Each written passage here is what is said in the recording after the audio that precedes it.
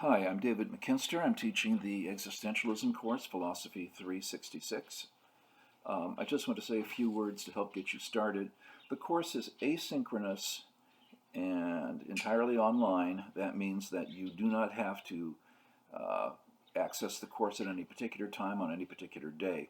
There is a schedule, so within the framework of that schedule, you need to manage your time and try to get things done on time and not fall behind in the preparation. But it's very flexible, especially if you're also working or if you have family responsibilities. It's an ideal format for a course. The objective is to make you acquainted with existentialism, which was very influential during a certain part of the 20th century. Now, there are various philosophical movements that got a lot of attention when they were new and have left a lasting influence, even though they are not, if you will, cutting edge at this time and are not the primary arenas of activity for philosophers. One of those would be existentialism. Logical positivism is another. But they certainly have left a lasting impact not only on philosophy but also on literature and the arts. So, what I want you to do to begin with is to look at the syllabus. Look carefully at the syllabus. If there are any parts of the syllabus that you do not understand, please feel free to ask about it, and I'll try to clarify it. This is, for me, a new course. I've been teaching at CCSU for 40 years and other places additionally during that time period. But because this is a new course for me, you can certainly be of help in letting me know what works for you, what doesn't work for you, and why, because I do try to continually improve the courses that I teach. The books should all be available at the bookstore. Irrational Man by William Barrett. That book has been around for a long time. I used it as an undergraduate. Everything that I've looked at recently as a secondary source on existentialism has mentioned Barrett's book and has praised it as being an excellent introductory text. When I say introductory, I mean that not presuming you know anything about the subject, but giving you a portal into the subject. I don't mean that it's simplistic, okay? Walter Kaufman's Anthology, Existentialism from Dostoyevsky to Sartre, has been around for a long time. It is an anthology of crucial excerpts from the work of many existentialist thinkers. I think you're going to enjoy using that book. Simone de Beauvoir, The Ethics of Ambiguity. Simone de Beauvoir was, first of all, she's a wonderful writer. Second, she was a very influential voice among the existentialists, among the existentialists who were perhaps more widely read in English language countries. Jean-Paul Sartre, Albert Camus, and so forth. But of course, they also wrote dramas and novels, which gets you a wider audience than if you're simply writing philosophical texts. Okay, The Ethics of Ambiguity, I think, is a wonderful book, and you'll find it valuable. There will also be excerpts, as I say, from the Kaufman book, so you'll have reference to primary sources as well as some critical sources.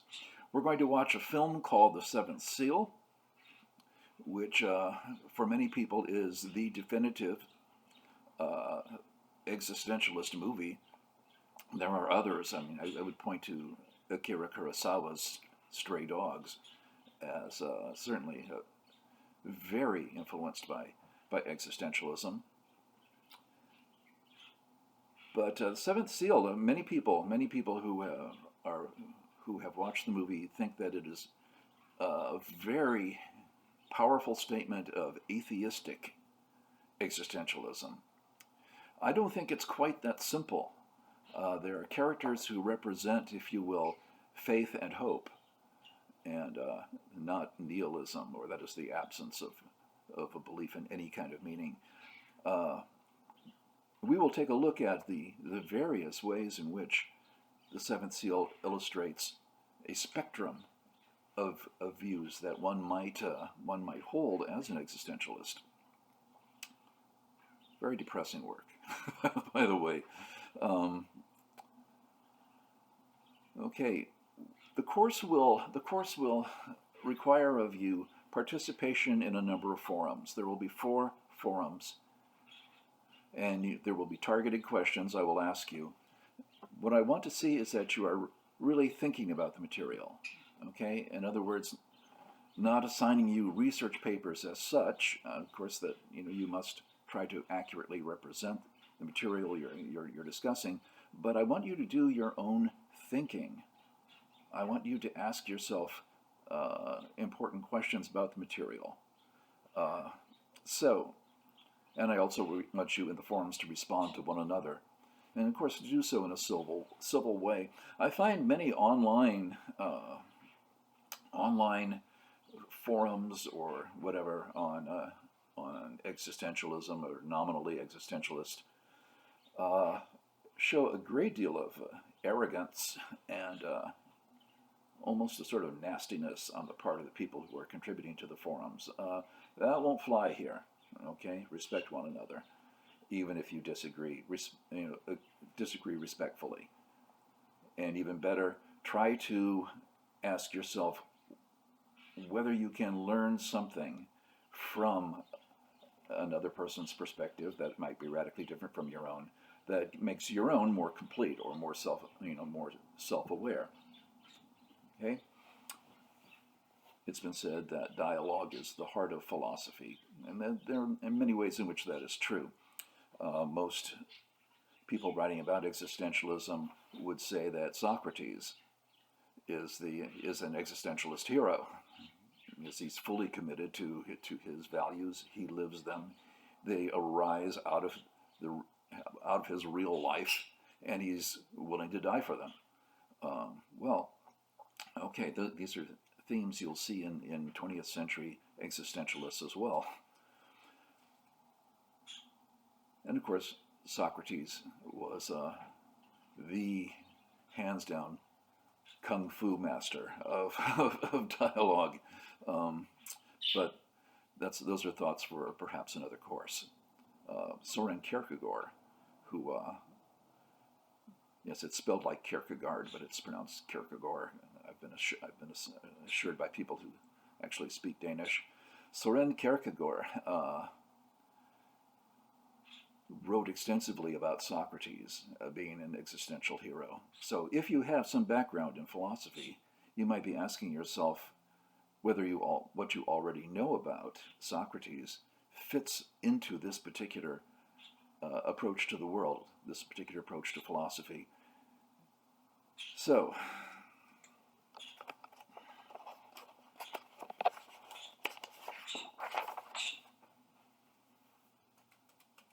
I have in the syllabus provided a topical outline, and I've highlighted in red all the occasions in which you have to actually do something other than read and watch videos. There will be, as I said, 4 forum assignments. You will also be asked to write 2 papers. Okay. Again, these are not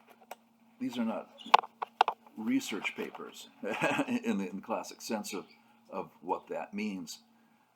I don't want you to collect minutia, and I especially don't want you to, as a novice in the field, to grab secondary sources and just relate to me what they have said, because that will be, essentially, that'll put you in the position of not really asking yourself, what does it mean? Does this ring true to me? Why or why doesn't it?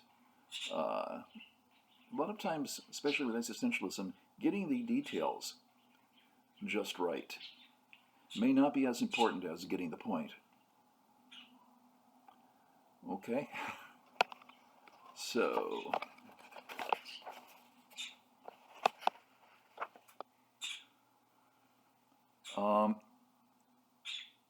I noted I sent out a message saying that I was going to open the course on Wednesday morning, which is, of course, if you're seeing this, I opened the course and you were accessing it. But I had listed among the required books The Myth of Sisyphus by Albert Camus, and yes, it's spelled Albert Camus. I once was teaching, and a young lady who was fluent in French kept correcting my pronunciation. I would say Jean-Paul Sartre, or Sartre, and she would say, Sartre, Sartre. Yeah, well, fine, and I'm glad that you speak French very well, but can we get to the point? Can we take a look at what he's saying and why that is or is not important? Academic window dressing is, you know what window dressing means? It means you're trying to put up an appearance. Academic window dressing is what existentialists would call bad faith. And we want to avoid it. Okay. You will be assigned 2 papers. One will be due around the middle of the course and one due at the very end. It will essentially stand as the final exam. I will ask you to pick up particular themes and discuss them at greater length and in greater depth than you had a chance to in the forums. And this could take the form of anything. You could say, you know, I read a novel, or I read a novel by Murakami, or I saw a movie by Akira Kurosawa, or you know, that movie Blade Runner really had some seriously existential questions in it, which I don't know. I've actually never seen Blade Runner, but my students keep recommending it to me. Well, that's fine. You may want to pick up with your papers. You may want to bring in practically anything, okay, and say why this is exemplary of the existential themes. Okay. Let's see. Anything else I need to tell you in this? Okay. If I've been using Moodle for the Moodle platform for a number of years, although just 2 or 3 years at CCSU, but I've used it at other schools, and it is very intuitive, very straightforward to use. I will open up at least the current module, and ideally maybe a couple modules ahead. I won't open them all up at once. They're arranged by date. I won't open them all up at once because I don't want anybody to be tempted to rush through the material.